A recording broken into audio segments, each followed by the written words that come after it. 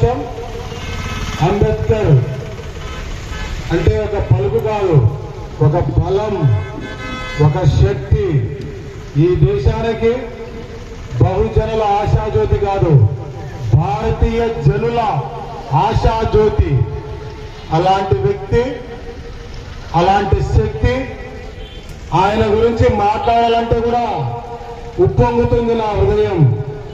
ముఖ్యంగా ఈ కార్యక్రమాన్ని నడిపిస్తున్నటువంటి తమ్ముడు జానయ్య గారికి, అదే రీతిగా హనుమన్న గారికి, రత్నమ్మ గారికి, మణి గారికి, మిగతా నా తమ్ముళ్లకు, నా సోదరులకు, ముఖ్యంగా పత్రికా విలేకరులకు, ఈ రాఘవేంద్ర స్వామి భక్తులకు అందరికీ నా ప్రత్యేకంగా అభినందనలు తెలియజేస్తున్నాను. చాలా అద్భుతంగా, చాలా ఘనంగా ఈ కార్యక్రమాన్ని నడిపించినటువంటి తమ్ముళ్లను నేను అభినందిస్తున్నాను. దాంతోపాటు రాబోయే దినాలలో గొప్ప గొప్ప చదువులు చదువుకున్న బిడ్డలుగా, గొప్ప గొప్ప జీవన విధానం కలిగిన బిడ్డలుగా, గొప్ప గొప్ప చదువులు చదువుకున్న ఒక ఉన్నతమైన ఉద్యోగాలు సంపాదించుకునే వాళ్ళుగా, రాజకీయ శక్తి గల బిడ్డలుగా, రాజకీయాల్లో ఒక ఉన్నత పదవులు పొందే శక్తి గల వ్యక్తులుగా ఉండాలని ప్రతి ఒక్క బిడ్డలు నేను కోరుకుంటున్నాను, ప్రతి ఒక్క మిత్రులు నేను కోరుకుంటున్నాను.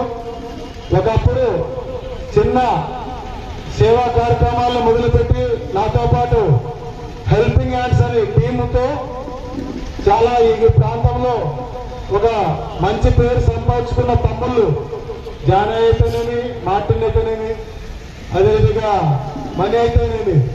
ఇక్కడ ఉన్న నా తమ్ముడు మణి 53 సార్లు రక్తదానం చేశాడు. ఎంత బలంగా ఉన్నాడు! ఎక్కడ పోయిందా ఈ రక్తం? ఏ కులానికి పోయింది రక్తం? ఎక్కడ పోయింది రక్తం? మణి అనే దళితునికి ఉండే రక్తం 53 సార్లు ఇస్తే ఎక్కడ పోయింది రక్తం? ఎవరికి బతుకిచ్చింది? ఎవరిని జీవనం వైపు నడిపించింది? దళితుడు. ఒకప్పుడు అంటరాని అస్పృశ్యత అన్న వ్యక్తి రక్తం ఈరోజు ఎంతమందికి బతుకు తెలియజేసింది. అలాంటి వ్యక్తులుగా తయారు కావాలి. ఈ దేశంలో సేవ చేసే దాంట్లో అంబేద్కర్ ఇష్టం ఉండాలని, అంబేద్కర్ భావజాల కలిగిన వాళ్ళు ఉండాలని సమాజానికి పెళ్లిలాగా బతకాలి. అంబేద్కర్ కోరుకున్నదని బాగా చదివియండి, బాగా సేవ నేర్పియండి. రాబోయే దినాల్లో మన వలన, దళితుల వలన ఒక ఉన్నతమైన జీవన విధానం కలిగిన వ్యక్తులని ప్రతి ఒక్కరూ గర్వించేలాగా మనం బతకాలి. ఆశామాసి ఎవరు కాదు. అంబేద్కర్ చేసిన త్యాగం ఈ రోజు భారతదేశానికి ఒక గొప్ప రాజ్యాంగం రచించిన చక్రవర్తి, ఒక దళితుడైనటువంటి వ్యక్తి ఈ దేశానికి చక్రవర్తి. ఆయన చేసిన శాసనాలే ఈ రోజు మన జీవనానికి ఒక పూలబాట వేసింది.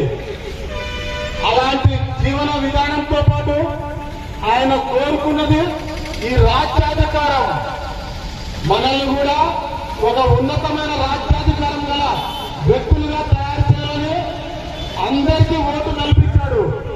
కానీ ఆ ఓటు నమ్ముకొని మనం ఇంకా నడిలోనే ఉన్నాం. రాబోయే దినాల్లో ఆ ఓటుని నోటుకు అమ్ముడుకోకుండా మన ఓట్లు మంచి భావజాలాలు గల వ్యక్తికి ఉచితంగా వేసి వారిని గెలిపించి, గెలిచిన తర్వాత వారు ఏమైనా పని చేయలేకుంటే కాళ్ళను పట్టుకొని ఎందుకు చేయవు, నేనేమైనా నీ దగ్గర డబ్బులు తీసుకున్నానా, నేనేమైనా నీ దగ్గర లాలుచి పడ్డానా అని చెప్పే దమ్ము, ధైర్యం మీకు ఉంటుంది. కాబట్టి ప్రతి మీటింగ్ లో నేను చెప్పేది ఒకటి, ఈ రోజు నడిలో స్వేచ్ఛగా ఉన్నానంటే, స్వేచ్ఛగా బతుకుతున్నానంటే కారణం ఓటుకు నోటు అమ్ముడుకోకుండా, ఓటుకు ఏనాడు విలువ ఇచ్చినందుకు నాకు ఈరోజు స్వేచ్ఛ ఉంది. రాబోయే దినాల్లో మీరందరికీ అలాంటి స్వేచ్ఛ అంటే ఏమంటే మన ఓటుని అమ్ముకోకుండా అంబేద్కర్ ఇచ్చిన ఉన్నతమైన భావజాలాలు ఎన్నో ఉన్నాయి. ఆయన మామూలు కష్టపడలే, తన బిడ్డల్ని పోగొట్టున్నాడు, కుటుంబాన్ని పోగొట్టున్నాడు. ఎవరు దేశంలో ఈ ప్రపంచంలో ఎవరు చేయని త్యాగం చేసినటువంటి వ్యక్తి డాక్టర్ బిఆర్ అంబేద్కర్. ఒక్కసారి ఆలోచించి రాబోయే దినాల్లో అంబేద్కర్ భావజాలాగా మీ బిడ్డల్ని పెంచుకోండి. అంబేద్కర్ ఆశయాలు నెరవేర్చే బిడ్డలుగా మీ బిడ్డల్ని పెంచుకోండి.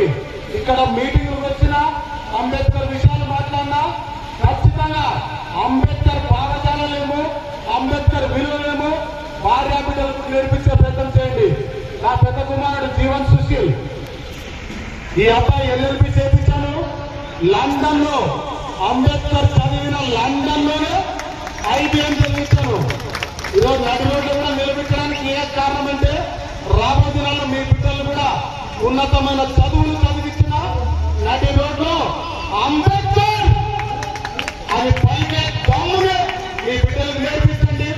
అలాంటి జీవనం గడపాలని కోరుకుంటూ ఈ అవకాశం ఇచ్చిన అందరికీ నా హృదయపూర్వకంగా తెలియజేస్తున్నాను. Thanks for all.